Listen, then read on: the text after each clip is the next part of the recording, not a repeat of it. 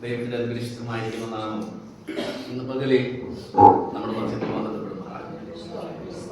നമുക്ക് ഒരുമിച്ചിങ്ങനെയായി ബന്ധപ്പെടും. സ്വർഗത്തിലെ ദൈവം സഹായിച്ചത് ദൈവത്തിന് വേണ്ടി സ്തോത്രം ചെയ്യും. നമ്മുടെ കർത്താവ് എത്ര നല്ലവനല്ലേ. സ്തോത്രം. നമ്മൾ പാടിയതുപോലെ ദൈവം എത്ര നല്ല സ്തോത്രം. കുപ്പയിൽ നിന്ന് നമ്മെ ഉയർത്തിയവൻ സ്തോത്രം. ജീവൻ നിലനിർത്തി ഓരോ നിമിഷം നമ്മളെ കാണുന്നവൻ സ്തോത്രം. വെല്ലോർക്കുമ്പോൾ നമുക്ക് നമ്മുടെ കർത്താവിനോടുള്ള സ്നേഹം, ഹല്ലേലൂയ, നമ്മുടെ കർത്താവിനോടുള്ള ആദരവ്, നമ്മുടെ കർത്താവിനോടുള്ള ഭക്തി വളരെ വളരെ സംഗീത പ്രമാണിക്ക് നശിപ്പിക്കരുതേ എന്നുള്ള രാഗത്തിൽ ആസാഫിന്റെ ഒരു സങ്കീർത്തനം എന്ന തലക്കെട്ടിലാണ് നമ്മൾ 75-ാമത്തെ സങ്കീർത്തനം കാണുന്നത്. ആരംഭിക്കുന്നത് തന്നെ എങ്ങനെ അറിയാമോ? ദൈവമേ, ഞങ്ങൾ നിനക്ക് സ്തോത്രം ചെയ്യുന്നു. ഞാൻ ഇവിടെ നിന്നപ്പോൾ ഇങ്ങനെ ശ്രദ്ധിക്കുകയായിരുന്നു. ദൈവദാസൻ എന്നുള്ള നിലയിൽ ചില സമയങ്ങളിൽ ചില കാര്യങ്ങളൊക്കെ ശ്രദ്ധിക്കേണ്ടത് അനിവാര്യമാണ്. നമ്മൾ പാടി കർത്താവേ ആരാധന, അങ്ങേക്ക് ആരാധന, സ്തോത്രം. നമ്മുടെ എത്ര പേരുടെ ഹൃദയങ്ങൾ ആ ഒരു ആരാധനയുടെ മഹത്വം കൊണ്ട് നിറയാനിടയായി തീർന്നിട്ടുണ്ട്. പലപ്പോഴും ജസ്റ്റ് ലിറിക് അല്ലെങ്കിൽ ആ ഒരു എന്നാ പറയുന്നത് വരികളെ, ആ എഴുത്തുകളെ അങ്ങ് ഉരുവിട്ടു പോകുന്ന ഒരു സമ്പ്രദായത്തിലേക്ക് നമ്മൾ വീണു പോകുന്നുവോ എന്ന് നമ്മളൊന്നും കൂടെ നമ്മളെ തന്നെ പരിശോധിക്കണം. ഉരുവിട്ടു പോകുവാൻ ദൈവവചനം ഒരു സ്ഥലത്ത് പറയുന്നു, നിങ്ങൾ ജാതികളെ പോലെ ജൽപ്പനം ചെയ്യുന്നവരല്ല, മന്ത്രം ഉരുവിട്ട് ഇവിടെ നിന്ന് ഓടിപ്പോകാൻ വേണ്ടി വന്നവരല്ല നമ്മള്. മറിച്ച് ഓരോ വരികളും ആരാധന എന്ന് പറയുമ്പോൾ നമ്മുടെ ഹൃദയത്തിന്റെ അന്തർഭാഗങ്ങളെ സൺഡേ സ്കൂൾ പഠിപ്പിക്കുമ്പോൾ ഇങ്ങനെ പറയായിരുന്നു, നിങ്ങൾ ഇവിടെ വന്നിരിക്കുമ്പം നിങ്ങൾ അത് ഇമാജിൻ ചെയ്യാനായിട്ട് ഇടയായിത്തീരണം. നിങ്ങളുടെ ഹൃദയത്തിൽ ആ ഇമാജിനേഷൻ ഉണ്ടാക്കണം. കർത്താവിനെ ആരാധിക്കുന്നു എന്ന് ഇമാജിൻ ചെയ്യാൻ നമ്മൾ ദൈവവചനത്തിന്റെ അടിസ്ഥാനത്തിലൊക്കെ ഇമാജിൻ ചെയ്താണ്. നമ്മൾ അതിന് പുറത്തോട്ടൊന്നും ഇമാജിൻ ചെയ്യേണ്ട, ദൈവവചനത്തിന്റെ അടിസ്ഥാനത്തിലൊന്നും ഇമാജിൻ ചെയ്ത് നോക്കിക്കേ. വിഷയം അതല്ല, എന്നാലും ആ വാക്യം അങ്ങനെ വരുന്നതുകൊണ്ട് ഞാൻ അങ്ങനെ പറയുകയാണ്. സ്തോത്രം. നമ്മൾ കാണുന്ന വെളിപ്പാട് പുസ്തകത്തിലെ പെരുവെള്ളത്തിന്റെ ഇരച്ചിൽ പോലെ ഒരു വലിയ പുരുഷാരത്തിന്റെ ശബ്ദം ഞാൻ അവന് ചുറ്റും കേട്ടു. സ്തോത്രം. അവർ പാടുന്ന പാട്ട് സൈനികളുടെ ദൈവത്തിന്റെ മഹത്വം, അറുക്കപ്പെട്ട കുഞ്ഞാവിന്റെ മഹത്വം, അവനിതാ രാജാവായിരിക്കുന്നു, 24 മൂപ്പന്മാർ സ്തോത്രം തങ്ങളുടെ കിരീടങ്ങളെ താഴെ ഇട്ടിട്ട് അവന്റെ കുഞ്ഞാടിന് മുമ്പിൽ വീണ് നമസ്കരിക്കുന്നു. ഉരുവിട്ടുപോയതല്ല, ആത്മാർത്ഥമായ സമർപ്പണമാണ്, ആരാധനയാണ്. സങ്കീർത്തനത്തിലേക്ക് മടങ്ങി വരാം.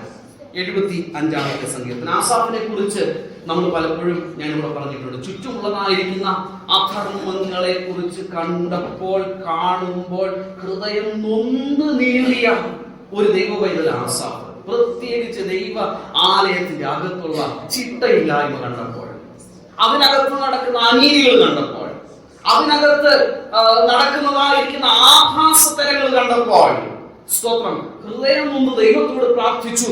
ദൈവം അതിനെ ദൈവത്തിന്റെ വചനമായി നമുക്ക് എഴുതി തന്നു. ഇതൊക്കെ നമ്മളെ ചിന്തിപ്പിക്കണം. നമ്മൾ പലപ്പോഴും ദാവീദ് പാടിയ സ്തുതിഗീതങ്ങൾ ദൈവത്തിന്റെ വചനമായി എഴുതി തന്നപ്പോൾ സന്തോഷിക്കുന്നവരാ.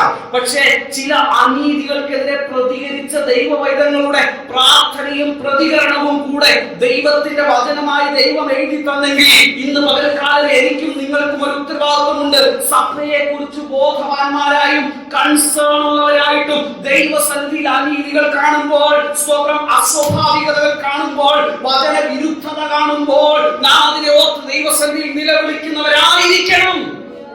അത് ദൈവം ചോദ്യം ചെയ്യുകയില്ല, മറിച്ച് ദൈവം ആ പ്രാർത്ഥന കേട്ട് ഒരു ശേഷിയെ ഒരുക്കി സഭയെ ഉദ്ധരിപ്പാനായിട്ടിടയായിത്തീരും.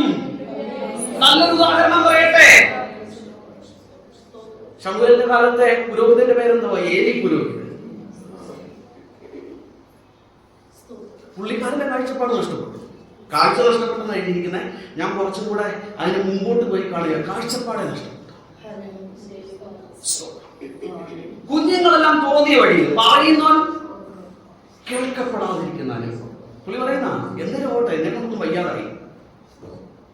ഇന്ന് പറയുമ്പോൾ തിരിച്ചു പറയും, ഇവരെ ഉപദേശിക്കാൻ പോയാല് നാളെ ചർച്ചയിലുണ്ടാകത്തില്ല, അതുകൊണ്ട് ഞാൻ ഉണ്ടാതിരിക്കുക. നഷ്ടപ്പെട്ടു പോയ ഒരു പൗരോഹിത്യ കുടുംബത്തിന്റെ മുൻപിൽ ഒരു ബാലനെ ദൈവം എഴുന്നേൽപ്പിച്ചു കൊണ്ടുവരികയാണ്. ശമൂവേൽ ബാലൻ അവനൊരു സാധാരണക്കാരനായിരുന്നില്ല, ലേവി ഒരു പുരോഹിതൻ മാത്രമായിരുന്നെങ്കിൽ സ്വതം അതിനു മുകളിലായിട്ട് ഒരു പ്രവാചകനായി, ഒരു ശുശ്രൂഷകനായി, ഒരു പുരോഹിതനായി, അതോടൊപ്പം ഒരു രാജ്യത്തിന് മുഴുവൻ ന്യായപാലനം ചെയ്യുന്ന ഒരു ന്യായാധിപതിയായി ദൈവം ഒരു ശമൂവേലിനെ അവിടെ എഴുന്നേൽപ്പിക്കുന്നത് നമുക്ക് കാണുവാനായിട്ട് സാധിക്കും. സഭയെ കുറിച്ച് കൺസേണോടുകൂടെ ദൈവസന്നിധിയിൽ പ്രാർത്ഥിക്കുകയും വിഷയങ്ങൾ കാണുമ്പോൾ അതിന്റെ മുമ്പിൽ വിലപിക്കുകയും ചെയ്യുന്ന ദൈവജനമേ, ഭാരപ്പെടരുത്. ഒരു നാൾ ഇതിനെല്ലാം ഒരു മാറ്റമുണ്ട്, ഇതിനെല്ലാം ഒരു കാരണമുണ്ട്. ദൈവം നിന്നെ കൊണ്ടും അവയെ ചെയ്യുവാൻ സർവശക്തനാ. ഹല്ലേലൂയ. അതുകൊണ്ട് മടുത്തു പോകരുത്. സ്തോത്രം. വിഷയത്തിലേക്ക് ഓടി വരികയാണ്. ഈ സങ്കീർത്തനത്തിന്റെ ഒരു പ്രധാന വിഷയം എന്ന് പറയുന്നത് 5 മുതലുള്ള വാക്യങ്ങളാണ്. നിങ്ങളുടെ കൊമ്പ് മേലോട്ട് ഉയർത്തരുത്, ശാഠ്യത്തോടെ സംസാരിക്കുകയുമരുത്. കിഴക്ക് നിന്നല്ല, പടിഞ്ഞാറ് നിന്നല്ല, തെക്ക് നിന്നുമല്ല ഉയർച്ച വരുന്നത്. കണ്ടോ? 7 ദൈവം ന്യായാധിപതിയാകും, അവനൊരുത്തനെ താഴ്ത്തുകയും മറ്റൊരുത്തനെ ഉയർത്തുകയും ചെയ്യും. കണ്ടോ? ഈ സങ്കീർത്തനത്തില് ഒരു 3-4 വാക്യങ്ങൾ നമ്മളൊന്ന് മാറ്റി നോക്കിയാൽ ബാക്കിയുള്ള വാക്യങ്ങളെല്ലാം പറയുന്നത് 2 സ്വഭാവവിശേഷങ്ങളെ കുറിച്ചാണ്. ഒന്ന് താഴ്മ, മറ്റൊന്ന് ഉന്നതഭാവം.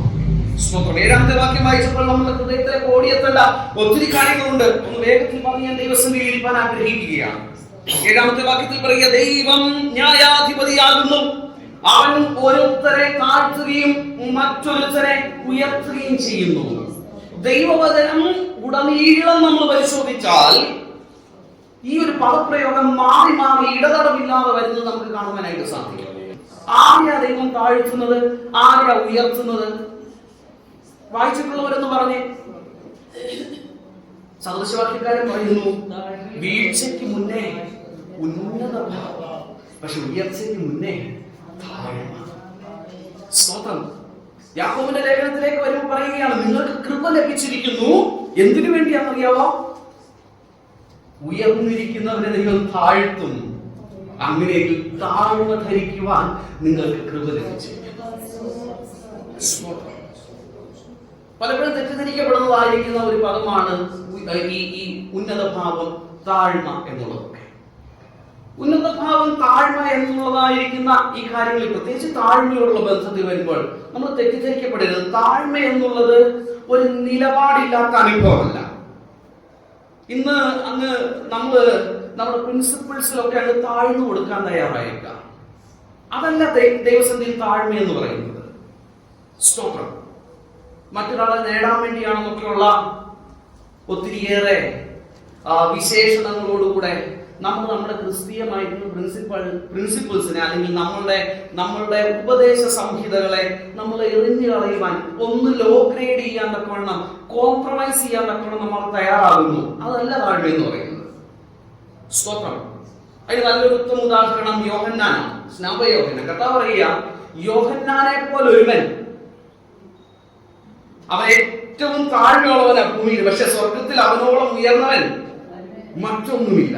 പക്ഷെ അവന്റെ സ്റ്റേറ്റ്മെന്റ് നിങ്ങൾ ശ്രദ്ധിച്ചിട്ടുണ്ടോ? കർത്താവ് താഴ്മയുള്ളവൻ എന്ന് വിധി പറയുന്ന ഒരുത്തന്റെ സ്റ്റേറ്റ്മെന്റ് നിങ്ങൾ ശ്രദ്ധിച്ചിട്ടുണ്ടോ? അവൻ പറയുക, സർപ്പസന്തതികളെ, വരുവാനുള്ള കോപത്തെ വിട്ടൊഴിഞ്ഞ് മാനസാന്തരപ്പെടുവീൻ. യേശു കർത്താവിനെ കണ്ടപ്പോൾ 2 പക്ഷമില്ല. ഇവൻ ദൈവത്തിന്റെ കുഞ്ഞാടായിരിക്കുമെന്നല്ല പറയുന്നത്, ഇതോ ലോകത്തിന്റെ പാപത്തെ ചുമക്കുന്ന ദൈവത്തിന്റെ കുഞ്ഞാട്, നിഷ്പക്ഷമായ നിലവാരമുള്ള ഉറപ്പുള്ള സ്തോത്രം നിലപാടുള്ളവനായിരുന്നു യോഹന്നാൻ. പക്ഷെ അവൻ താഴ്മയുള്ളവനായിരുന്നു. കർത്താവിന്റെ വാക്കാണോ ഞാൻ പറയുന്നത്, കർത്താവിനെ താഴ്മയുള്ളവനായിട്ടാണ് കാണുന്നത്. അപ്പൊ നിലപാടില്ലായ്മയല്ല താഴ്മ എന്ന് പറയുന്നത്. നമ്മൾ താഴ്ന്നു കൊടുക്കാൻ വേണ്ടി ദൈവവചനത്തിന്റെ നിലപാടുകളെ കുറച്ച് കാണരുത്. എന്തുമാകാമെന്ന് പഠിപ്പിക്കരുത്. സ്തോത്രം. ദൈവവചനം അങ്ങനെയല്ല. ഭയത്തോടെ ചില കാര്യങ്ങളോട് പ്രതികരിക്കുന്ന അല്ല താഴ്മ എന്ന് പറയുന്നത്. പലപ്പോഴും നമുക്ക് ഭയമാണ്, മറിച്ച് ദൈവവചനത്തിൽ അടിസ്ഥാനമായിരിക്കുന്ന ബോൾഡ്നെസ്സോടുകൂടെ അല്ലെങ്കിൽ ആർജവത്തോടുകൂടെ നിന്നുകൊണ്ട് കർത്താവ് ഏക സത്യദൈവമാണെന്നും അവനാണ് ഏക വഴിയെന്നും പറയുന്നതാണ്. മറന്നുപോകരുത്. അതുകൊണ്ട് താഴ്മയെ തെറ്റിദ്ധരിക്കരുത്. എന്നാൽ അതേസമയം മറ്റൊരു പ്രശ്നമുണ്ട്. നമ്മൾ ഇങ്ങനെ പ്രസംഗിക്കുമ്പോൾ വേറൊരു ഭാഗമുണ്ട്. കണ്ടതിനും കേട്ടതിനും എല്ലാം പിടിച്ച് നമ്മൾ വലിയ ബോൾഡ്നെസ് കാണിക്കുന്നതും താഴ്മയുടെ ഭാഗമല്ല. അത് നമ്മൾ പ്രത്യേകം ശ്രദ്ധിക്കണം. ഒരു നാണയത്തിന് രണ്ട് വശമുള്ളതുപോലെ എല്ലാ ഭാഗത്തും പോയി വലിയ ബോൾഡ്നെസ് കാണിച്ചിട്ട് എന്നാ നീ നോക്കടാ, നിന്റെ ദൈവമാണോ എന്റെ ദൈവമാണോ എന്ന് കാണിക്കുന്നൊന്നുമല്ല. ബുദ്ധിയോടുകൂടെ, ജ്ഞാനത്തോടുകൂടെ. കാരണം ഒരു ഭാഗം പറയാം, മറ്റൊരു ഭാഗം പറയാതിരിക്കാൻ താല്പര്യമില്ല. അതുകൊണ്ട് അത് എടുത്തു കഴിയും. നമ്മൾ ജ്ഞാനത്തോടു കൂടി ആയിരിക്കണം. ഇനി താഴ്മയെ കുറിച്ച് പറയുമ്പോൾ നമ്മൾ ഏതൊക്കെ വിഷയത്തിൽ താഴ്മയുള്ളവരായിരിക്കണം. ഇപ്പോൾ ഏതൊക്കെ വിഷയത്തിൽ താഴ്മ ഉണ്ടാകണ്ട, അല്ലെങ്കിൽ അതല്ല താഴ്മ എന്ന് പറയുമ്പോൾ തന്നെ എന്താ ദൈവസന്നിധിയിലുള്ള താഴ്മ? ഒന്ന് ഒന്ന് രണ്ട് വാക്യങ്ങൾ ഓടി വായിക്കാം. നിങ്ങളിൽ ഓരോരുത്തരായിട്ട് ഈ വാക്യങ്ങളൊക്കെ ഒന്ന് എടുത്തു വെച്ചേക്കണം. ലൂക്കോസിന്റെ സുവിശേഷം 18-ാം അധ്യായം 9 മുതൽ 14 വരെയുള്ള വാക്യങ്ങൾ. 2 ദിനവൃത്താന്തം 7-14 വായിച്ചാൽ. തങ്ങൾ നീതിമാന്മാർ എന്ന് ഉറച്ച് മറ്റുള്ളവരെ ധിക്കരിക്കുന്ന ചിലരെ കുറിച്ച്. കണ്ടോ, ഇത് താഴ്മയുടെ വിരോധമായിട്ടുള്ള സ്വഭാവമാണ്. ഒന്ന്, ഞാൻ തന്നെ വലിയ നീതിമാനാണെന്നുള്ളൊരു വിചാരം, എനിക്കെല്ലാം അറിയാവുന്നുള്ളൊരു വിചാരം. ഇപ്പൊ ഞാൻ പറയുകയാണെങ്കിൽ ഞാൻ വലിയ കാര്യത്തിൽ 4 വർഷം ബൈബിൾ കോളേജിലൊക്കെ പഠിച്ചതാണ്. അത് സറാംപൂറിന്റെ യൂണിവേഴ്സിറ്റി ഡിഗ്രിയാണ്. പഠിച്ചത് UTC-യിലാണ്. നിങ്ങളെ പോലെ വെറും എന്നാ പറയുന്നത് 4 ബന്ധുക്കോസുകാർ മാത്രം പഠിക്കുന്ന കോളേജിലൊന്നുമല്ല ഞാൻ പഠിച്ചേ.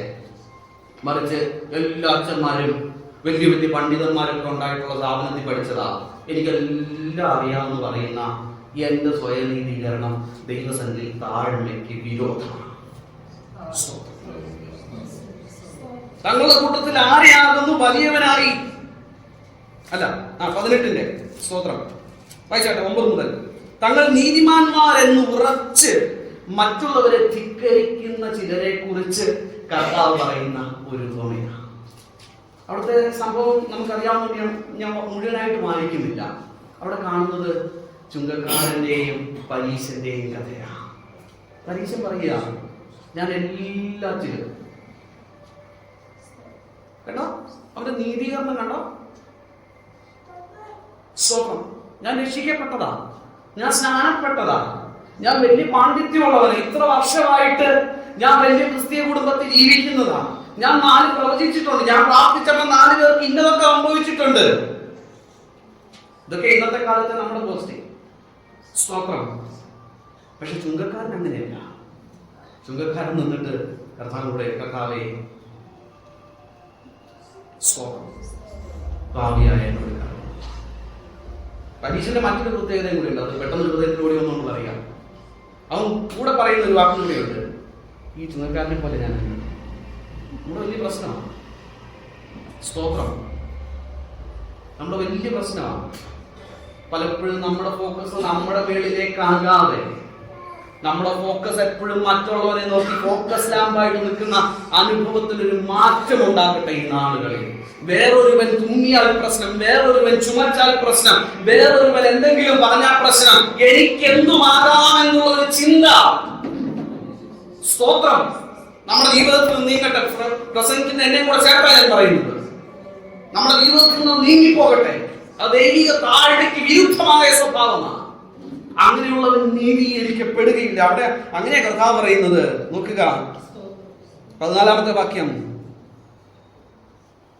അവൻ നീതീകരിക്കപ്പെട്ടവനായി വീട്ടിലേക്ക് പോയി. കർത്താവ് എടുത്തു പറയുന്നത് കേട്ടോ. നമുക്ക് ചിലപ്പോ പറയാൻ പേടിയാ. സ്തോത്രം. തന്നെത്താൻ ഉയർത്തുന്നവനെല്ലാം താഴ്ത്തപ്പെടും, തന്നെത്താൻ താഴ്ത്തുന്നവനെല്ലാം ഉയർത്തും. എത്ര നല്ല ഉദാഹരണമല്ലേ. സ്തോത്രം. തന്നെത്താൻ ഉയർത്തുന്നവൻ താഴ്ത്തപ്പെടും.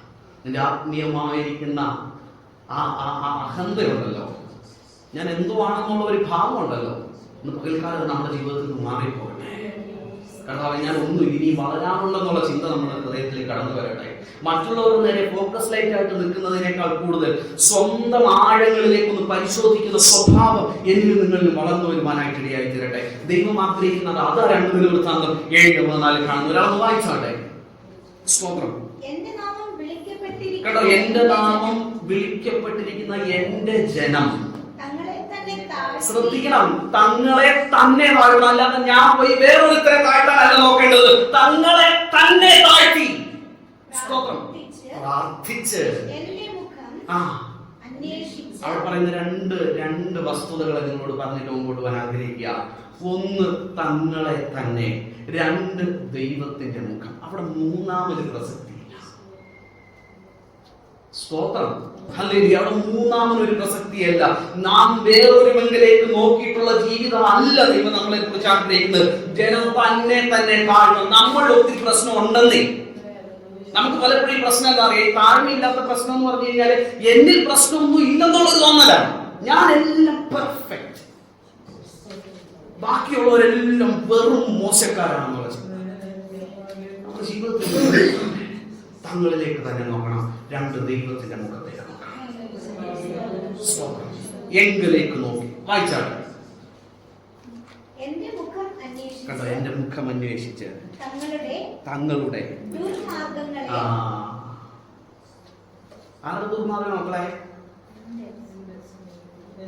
ഞാൻ ഇവിടുന്ന് പ്രസംഗിക്കുമ്പോൾ ഷൈനി സിസ്റ്റർ ദുർമാർഗം വിട്ടുമാറണമെന്നാണ് ഞാൻ പ്രസംഗിക്കുന്നത്. ശിവബ്രദറിന്റെ ദുർമാർഗം വിട്ടുമാറണമെന്നാണ് ഞാൻ പ്രസംഗിക്കുന്നത്.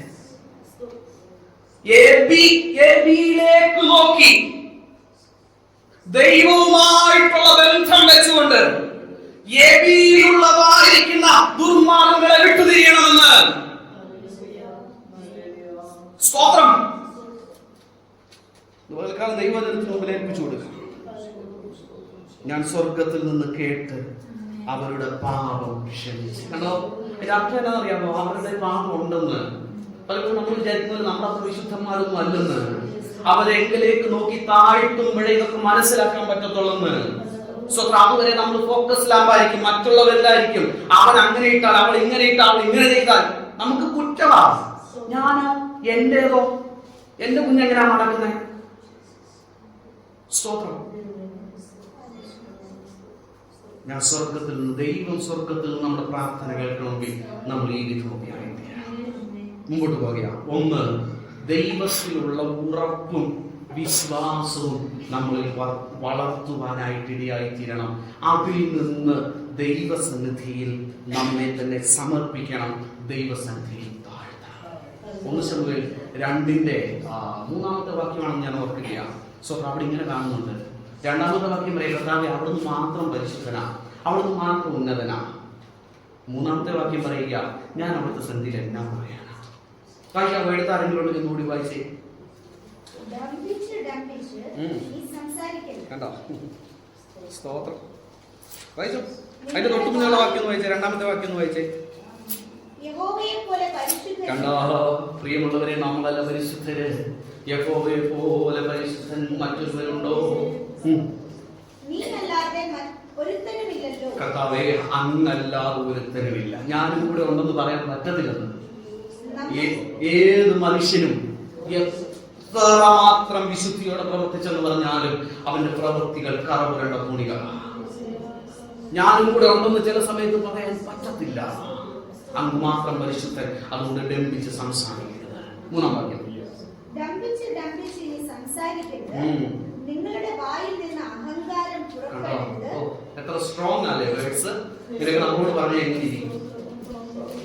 അഹങ്കാരം പുറപ്പെടരുത്, ഞാൻ വലിയതാണ് എന്നുള്ള ഭാഗം ഉണ്ടാകുന്നത്. ദൈവം മാത്രമാണ് വലിയവൻ. അവിടുത്തെ മുമ്പിൽ ദൈവങ്ങളെ താഴ്ത്തണം. അടുത്തത് ദൈവവചനത്തിന് മുമ്പിൽ താഴ്ത്തണം. അടുത്ത പോയില്ല, ദൈവവചനത്തിന് മുമ്പിൽ താഴ്ത്തണം. വേഗം വായിക്കാം. യെശയ്യാ പ്രവാചകന്റെ പുസ്തകം 66-ന്റെ 2-3 വാക്യങ്ങൾ വേഗത്തിൽ വായിക്കണേ, സമയം മുമ്പോട്ട് പോകുന്നു. അടുത്ത ആൾ എടുത്തു വെച്ചോ, ലൂക്കോസ് എഴുതിയ സുവിശേഷം 22-ാം അധ്യായം എടുത്തു വെച്ചാൽ മതി. അത് അടുത്ത പോയിന്റിലേക്ക് പോകുന്ന. സ്തോത്രം. 66-ന്റെ 2-3 വാക്യങ്ങൾ. എന്റെ കൈ ഇതൊക്കെ ഉണ്ടാക്കി, അങ്ങനെയാകും ഇതൊക്കെ ഉണ്ടാവുന്നതെന്ന് യഹോവ അരുളിച്ചെയ്യുന്നു. കണ്ടോ, എങ്കിലും ആ. അരിഷ്ടനും എങ്കിലും അരിഷ്ടനും മനസ്സ് തകർന്നവനും എന്റെ വചനത്തിൽ എന്റെ വാചനത്തിൽ വിറയ്ക്കുന്നവനുമായ മനുഷ്യനെ ഞാൻ കടാക്ഷിക്കും. ഒരു മനുഷ്യന്റെ മേൽ ഞാൻ കടാക്ഷിക്കും. അടുത്ത വാക്യങ്ങളൊന്ന് വായിച്ചു. കാളയെ അറുക്കുകയും ആ. മനുഷ്യനെ കൊല്ലുകയും ചെയ്യുന്നവൻ. കണ്ടോ എന്തുവാ പറയുന്നതെന്ന് അറിയാവോ? ദൈവത്തിന്റെ മുന്നിൽ കൊണ്ടുവന്ന് യാഗം കഴിക്കാൻ കാളകളെ അർപ്പിക്കും. അതേ നേരത്ത് ഇവന്റെ ഇതേ കൈ മനുഷ്യനെ കൊല്ലും. കൊല്ലുക എന്ന് പറഞ്ഞാൽ കൊല്ലാക്കൊല ചെയ്യും ചില സമയത്ത്. എങ്ങനെ കൊല്ലാക്കൊല എന്ന് പറഞ്ഞാൽ കൊല്ലാതെ കൊല്ലും. അതായത് കൊല്ലാക്കൊല എന്ന് പറയും. നമ്മൾ വാളെടുത്ത് വെട്ടിയൊന്നുമല്ല കൊല്ലുന്നത്, നാക്കുകൊണ്ട് കൊല്ലും, പ്രവൃത്തി കൊണ്ട് കൊല്ലും, ജീവിതം കൊണ്ട് കൊല്ലും. സ്തോത്രം. എന്നിട്ട് വലിയ കാര്യത്തിൽ കാളയെ കൊണ്ടുവന്ന് അർപ്പിക്കും. എത്ര സ്ട്രോങ് അറിയുന്നതിന്റെ പകരം അടുത്ത വായിച്ചേ. കുഞ്ഞാടിനെ യാഗം കഴിക്കുകയും നായുടെ കഴുത്ത് ഒടിക്കുകയും ചെയ്യുന്നവൻ. നായ എന്ന് പറയുമ്പോൾ ഉടനെ നിങ്ങൾ ചിന്തിക്കരുത് ഇവിടെ മൃഗങ്ങളാണെന്നേ. അന്ന് കാലത്ത് നമ്മുടെ നാട്ടിലും ഉണ്ടായിരുന്നു. സ്തോത്രം. നായേക്കാളും വില കുറച്ചായിരുന്നു കീഴ്ജാതിക്കാരെയൊക്കെ കണ്ടുകൊണ്ടിരുന്നത്. സ്തോത്രം. ഇന്നും ഞാൻ വലിയവൻ, മറ്റൊരു നായുടെ വില. അതാണ് പറയുന്നത്. നായുടെ അർത്ഥം നായുടെ അവന്റെ കഴുത്തൊടിക്കുക. പക്ഷെ ഹോമയാഗം കഴിക്കാൻ വലിയ കാര്യത്തിൽ ഉള്ളത് മേത്രവായതിനെ കൊണ്ട് എന്നിട്ട് പറയും ഞാൻ മേത്രവായതിനെ കഴിച്ചു കേട്ടോ എന്ന് ഹൃദയത്തിലേക്ക് പറയും. കുഞ്ഞാടിനെ യാഗം കഴിക്കുകയും നായുടെ കഴുത്തൊടിക്കുകയും ചെയ്യുന്നവൻ. എന്നിട്ട് അടുത്ത ഓടി വന്നു. അതടുത്ത് ഇത് തന്നെ ഏകദേശം സെയിം തന്നെയാ പറയുന്നത്. എന്നിട്ട് അവർ പറയുക ഇവർ സ്വന്തം വഴികളെ തെരഞ്ഞെടുക്കുകയും അവരുടെ മനസ്സ് മ്ലേച്ഛ വിഗ്രഹങ്ങളിൽ ഇഷ്ടപ്പെടുകയും ചെയ്യുന്നത് പോലെ ഞാനും അവരെ ഉപദ്രവിക്കുന്നു. കേട്ടോ, ഒന്ന് സ്വന്തം വഴിയാ തെരഞ്ഞെടുക്കുന്നത്. ദൈവത്തെ കൂട്ടുപിടിക്കും ചിലര്. പക്ഷെ സ്വന്തം വഴിയാ, സ്വന്തം തീരുമാനമാണ്. അതിന് നമ്മളതിനെ ആദ്യോടൊന്നും പരിശോധിച്ചാൽ നമുക്ക് മനസ്സിലാവും ഇത് തീർച്ചയായും അദ്ദേഹത്തിന്റെ അല്ലെങ്കിൽ ആ വ്യക്തിയുടെ സ്വന്തം തീരുമാനത്തിലും സ്വന്തം കാൽക്കുലേഷനിലും ഉണ്ടായതാണ്. ശരിക്കും ഇതൊന്നും പ്രാർത്ഥിച്ചാൽ മനസ്സിലാവും ഇത് മനുഷികാലോചനയാണ്. സ്തോത്രം. അത് ദൈവിക പ്രവാചകന്മാരുടെ വായിൽ നിന്നും ഉണ്ടാകും കേട്ടോ. ദൈവികം ഞാൻ പറയുന്നില്ല, അങ്ങനെ പറയുമ്പോൾ തന്നെ നമ്മൾ ദൈവികരെന്ന് കരുതുന്നവരായിരിക്കുന്ന പ്രവാചകന്മാരുടെ വായിൽ നിന്നുണ്ട്. സ്തോത്രം. അല്ല, എല്ലാ പ്രവാചകന്മാരെയും കുറിച്ച് ഞാൻ പറയത്തുമില്ല. സ്വത്രാത്മാർത്ഥമായി ദൈവസത്യത്തിൽ പ്രവചിക്കുന്ന പ്രവാചകന്മാർ ഇന്ന് കാലത്തുമുണ്ട്. സ്തോത്രം. ദൈവാലോചന പറയുന്നത് സ്തോത്രം ഞാൻ എത്രയോ പ്രാവശ്യം കേട്ടിരിക്കുന്നു. അങ്ങനെയെങ്കിൽ എനിക്കതിനെ തള്ളിക്കളയാൻ സാധിക്കുമോ? സ്തോത്രം. ഞാൻ എത്രയോ പ്രാവശ്യം ദൈവികാലോചന എന്നെ കുറിച്ചും മറ്റുള്ളവരെ കുറിച്ചും കേട്ടിരിക്കുന്നു. സ്തോത്രം. സ്വന്തം വഴി തന്നെ മനസ്സ് മ്ലേച്ഛ വിഗ്രഹങ്ങൾ. വിഗ്രഹം എന്ന് ദൈവവചനം പറയുന്ന രണ്ട് കാര്യത്തിലുള്ള ദൈവത്തെക്കാൾ ഉയർത്തി വെക്കുന്നത് എന്തും നമ്മുടെ വിഗ്രഹമാണ്. മറന്നു പോകരുത്. ദൈവത്തെക്കാൾ നാം ഉയർത്തി വെക്കുന്നത് എന്തും വിഗ്രഹമാണ്. ദൈവസന്ധി വരാൻ എന്റെ പിള്ളേർ തടസ്സമാണെന്ന് പറഞ്ഞാൽ പിള്ളേരാണ് എന്റെ വിഗ്രഹം. സ്തോത്രം. ദൈവസന്ധി വരാൻ എന്റെ അപ്പനും അമ്മയും തടസ്സമാണെന്ന് പറഞ്ഞാൽ അപ്പനും അമ്മയും നിന്റെ വിഗ്രഹമാണ്. അതിന് സംശയമില്ല. കർത്താവ് പറയുന്നത് എന്തുവാ? കാലപ്പയ്ക്ക് കൈവച്ചിട്ട്, ആ ഭാഗം നിങ്ങൾക്ക് അറിയാവുന്ന മുഴുവൻ എക്സ്പ്ലെയിൻ ചെയ്യുന്നില്ല. കാലപ്പയ്ക്ക് കൈവച്ചിട്ട് തിരിഞ്ഞു നോക്കുന്നവൻ ദൈവരാജ്യത്തിന് കൊള്ളാത്തവനാണ്. വേലയ്ക്ക് മാത്രമൊന്നുമല്ല, ദൈവരാജ്യത്തിന് കൊള്ളാത്തവനാണ്. സ്തോത്രം. അപ്പനെ കുഴിച്ചിടാൻ പോയാലും, സ്തോത്രം, വീട്ടുകാരെ നോക്കാൻ പോയാലും, അനുവാദം ചോദിക്കാൻ പോയാലും കർത്താവ് പറയുക നോ. കാലപ്പയ്ക്ക് കൈവച്ചെങ്കിൽ നീ ഞാൻ പറയുന്നത് കേൾക്ക്, അപ്പനും അമ്മയും പറയുന്ന അല്ല കേൾക്കുന്നതെന്ന്. സ്തോത്രം. അത് മറ്റൊരു രീതിയിൽ എടുത്ത് അപ്പനെ അമ്മയെ ബഹുമാനിക്കേണ്ടതൊന്നും കൊണ്ടുവരരുത്. ആ രീതിയിലല്ല പറയുന്നത്. മറിച്ച് ദൈവത്തെക്കാൾ വലുതായിട്ട് ഇവരാരും മ്ലേച്ഛ വിഗ്രഹങ്ങൾ. അതെന്തുമായിക്കൊള്ളട്ടെ, നമ്മുടെ ജോലി ആയിക്കൊള്ളട്ടെ, മക്കളായിക്കൊള്ളട്ടെ, നമ്മുടെ പെറ്റ്സ് ആയിക്കൊള്ളട്ടെ, ഇതൊക്കെ നമ്മുടെ ജീവിതത്തിൽ നമ്മളെ തടയുന്ന കാര്യങ്ങളാണ്. നമ്മുടെ സൗന്ദര്യമായിക്കൊള്ളട്ടെ, നമ്മുടെ സൗന്ദര്യത്തെ കുറിച്ചുള്ള അതികവിഞ്ഞതായിരിക്കുന്ന സ്തോത്രം ബോധമായിക്കൊള്ളട്ടെ, ഇവയെല്ലാം നമ്മെ ദൈവത്തിൽ നിന്ന് അകറ്റുന്ന നമ്മുടെ വിഗ്രഹങ്ങളായി മാറരുത്. പണം നമ്മുടെ വിഗ്രഹമായി മാറരുത്. അങ്ങനെയുള്ളവരെ യഹോവ ഉപദ്രവിക്കുന്ന ദൈവവചനത്തിന്റെ ഭാഷ്യം അതെങ്ങനെ വേണമെങ്കിലും നിങ്ങൾ എടുത്തുകൊള്ളുക. എന്നിട്ട് മൂന്നാമത്തെ കാര്യത്തിലേക്ക് ഞാൻ ഓടിപ്പോവുകയാണ്. ശുശ്രൂഷ മനോഭാവമാണ് താഴ്മയുടെ നല്ല ലക്ഷണമായി ദൈവവചനം പുതിയ നിയമത്തിൽ പ്രത്യേകിച്ചും നമുക്ക് വെളിപ്പെടുത്തുന്നത്. ഓടിയെടുത്ത് വായിക്കാം. ലൂക്കോസ് 22 അതിന്റെ 24. തങ്ങളുടെ കൂട്ടത്തിൽ ആരെയാകുന്നു വലിയവനായി എണ്ണേണ്ടതിനെ ചൊല്ലി ഒരു തർക്കം അവരുടെ ഇടയിലുണ്ട്. തർക്കം എന്തുവാ? നമ്മുടെ ഒക്കെ ഇടയിലുള്ളതല്ലേ? പിള്ളേരുടെ നോക്കിയാൽ നീ ആരാടാ വലുത്? മൂത്ത ഞാൻ പറയും ഞാനാ വലുത്, ഇളയത് പറയുമോ നിന്നെക്കാളും വലുത് ഞാനാ. സഭയിൽ നോക്കിയാൽ നമ്മളുടെ ഇടയിലൊന്നും അങ്ങനെയുള്ള കാര്യങ്ങൾ ഇല്ലാത്തതുകൊണ്ട് ഞാൻ ദൈവത്തിന് സ്തോത്രം ചെയ്യും.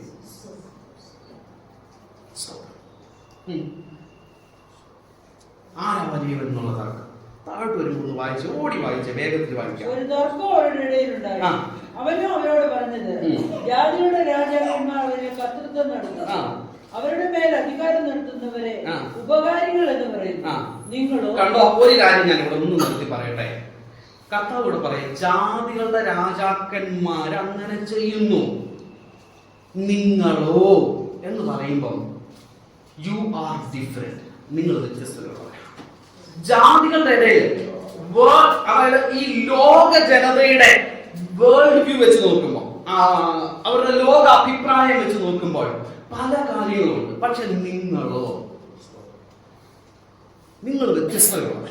താഴോട്ട് വായിച്ചു. നിങ്ങളോ അങ്ങനെയല്ല, നിങ്ങൾ വലിയവൻ ഇളയവനെ പോലെയും കണ്ടോ നായകൻ ശുശ്രൂഷിക്കുന്നവനെ പോലെയോ ആരാകുന്നു. ഭക്ഷണത്തിരിക്കുന്നവനോ ശുശ്രൂഷിക്കുന്നവനോ ഭക്ഷണത്തിരിക്കുന്നവനല്ലയോ? ഞാനോ നിങ്ങളുടെ ഇടയിൽ ശുശ്രൂഷിക്കുന്നവനെ പോലെയാണ്. കണ്ടോ, കർത്താവ് ചോദിക്കാം, ഭക്ഷണത്തിൽ ഇരിക്കുന്നവനല്ലേ വലുത്, അവനെ ശുശ്രൂഷിക്കുന്നവൻ ചെറിയവനല്ലേ? പക്ഷെ ഞാൻ നിങ്ങളുടെ ഇടയിൽ ശുശ്രൂഷകനായിട്ട് വന്നിരിക്കുക. നിങ്ങളാകുന്ന എന്റെ പരീക്ഷകളിൽ എന്നോട് കൂടെ നിലനിന്നവൻ. കണ്ടോ, നമ്മളെ കുറിച്ച് ദൈവം ആഗ്രഹിക്കുന്നത് എന്തുവാ? നമ്മൾ അവനോട് കൂടെ ഇങ്ങനെയുള്ള പരീക്ഷകളിൽ നിലനിൽക്കുന്നവരായി തീരണം എന്ന് ദൈവം നമ്മളെ കുറിച്ച് ആഗ്രഹിക്കുക. ലോകത്തിൽ നോക്കുമ്പോ അത് കർത്താവ് അങ്ങനെ പറയുമ്പോൾ അതിന് വലിയൊരു മാനമുണ്ട്. എന്താണെന്ന് അറിയാമോ? ലോകത്തിൽ നോക്കുമ്പോൾ ഞാൻ ഈ രീതിയിലൊക്കെ പോയാൽ ഞാൻ ഏറ്റവും താഴ്ത്തപ്പെട്ടവനായിരിക്കും, ഞാൻ അവമാനിക്കപ്പെടും. I don't have any value. ഞാൻ നല്ലൊരു ക്ലാസ്സിലൊക്കെ ഇരുന്ന് പോയാലുള്ള ലോകത്തിൽ എനിക്ക് വിലയുള്ളൂ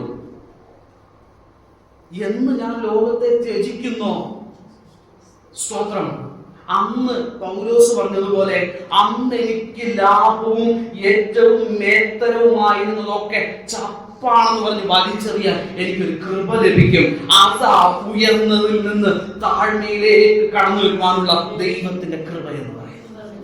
നമ്മൾ എല്ലാവരുടെയും മുകളിൽ ഇരിക്കുന്നതിനേക്കാൾ ദൈവവചനം പറയുന്നു, ദൈവ കുഞ്ഞുങ്ങൾ ശുശ്രൂഷിക്കാൻ തയ്യാറാകണം. ശിഷ്യന്മാരോട് പറയും, അങ്ങനെ നിലനിൽക്കണം നിങ്ങൾ. ലോകം തിരിച്ചാ, അതല്ല ഈ ലോകാഭിപ്രായം, അങ്ങനെയല്ല. ബട്ട് നിങ്ങൾ എങ്ങനെയായിരിക്കണം? എത്ര കഠിനമല്ലേ? സ്തോത്രം. അടുത്ത ഭാഗം ഞാൻ ഓടി വരാം. സ്തോത്രം. ശുശ്രൂഷിക്കാൻ തക്കവണ്ണം വിളിക്കപ്പെട്ടവരാ. ഇതേ ക്രിസ്തുവേശുള്ള ഭാവം തിരഞ്ഞെടുക്കാനാ സ്തോത്രം ലേഖനത്തിൽ പറയുന്ന നമ്മൾ കേൾക്കുന്നത്. അവൻ ദൈവത്തോട് ഉള്ള സമത്വം മുറുകെ പിടിക്കാതെ ദൈവരൂപത്തിൽ ഇരിക്കെ താണലോകത്തിലേക്ക് വന്നു, എന്നെയും നിങ്ങളെ രക്ഷിപ്പാൻ തക്കവണ്ണം പിതാവിനോട് അനുസരണമുള്ളവനായി തീർന്നു. കാരണം ഒരു ശുശ്രൂഷക്കാരനായ കർത്താവിനെ നമുക്ക് കാണാനായിട്ട് സാധിക്കും. ഓടി പോയിന്റ്സ് മാത്രം പറഞ്ഞ് മുമ്പോട്ട് പോകുകയാണ്. ഈ കാര്യത്തിൽ കൺസിസ്റ്റന്റ് ആയിരിക്കണം. അതിന് നല്ലൊരു വാക്യം കൊലോസ്യർ 3:12 അവിടെ പറയുക, നിങ്ങൾ ചിലതൊക്കെ ധരിക്കണം. ധരിക്കുക എന്ന് പറഞ്ഞാൽ എന്തുവാ? സ്തോത്രം. വസ്ത്രം ഒരുപക്ഷെ പഴകുമ്പോൾ നമ്മളത് മാറ്റുമായിരിക്കും, പക്ഷെ വസ്ത്രം ധരിക്കാൻ നമ്മൾ നടത്തുമോ? ഇല്ല. നാം വസ്ത്രം എപ്പോഴും ധരിക്കുന്നത് പോലെ അഴുക്ക് പറ്റുമ്പോൾ അതിനെ അലക്കി വൃത്തിയാക്കി വീണ്ടും നാം അതിനെ ധരിക്കുന്നത് പോലെ ജീവിത അവസാനം വരെ സ്ഥാനമാന കാല വ്യത്യാസങ്ങളില്ലാതെ ഉണ്ടാകേണ്ട ഒന്ന് എഴുത്തെങ്കിലും ഒന്ന് വായിച്ചേ. 3:12 കൊലോസ്യർ. സ്തോത്രം. ഒന്നാം താഴ്മ എന്ന് പറയുന്നത് സ്തോത്രം. ദൈവത്തിന്റെ വൃതന്മാരും വിശുദ്ധന്മാരും പ്രിയരുമായി മനസ്സലിവ്, ദയ, താഴ്മ, സൗമ്യത, ദീർഘക്ഷമ എന്നിവ ധരിച്ചുകൊണ്ട് അന്യോന്യം പൊറുക്കുകയും സമയം മുമ്പോട്ട് പോയി. സ്തോത്രം. ഇത് ധരിച്ചുകൊണ്ട് ജീവിക്കും.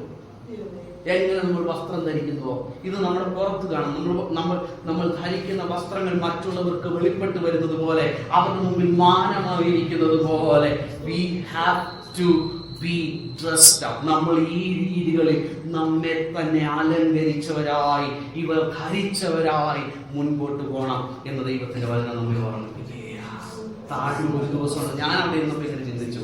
സ്തോത്രം, എന്റെ ചിന്തയിൽ വന്നതാണ്, നിങ്ങളതിനെ തെറ്റിദ്ധരിക്കരുത്. ഇന്ന് ഞാനൊരു അസിസ്റ്റന്റ് പാസ്റ്റർ ആയിട്ടിരിക്കുന്നു.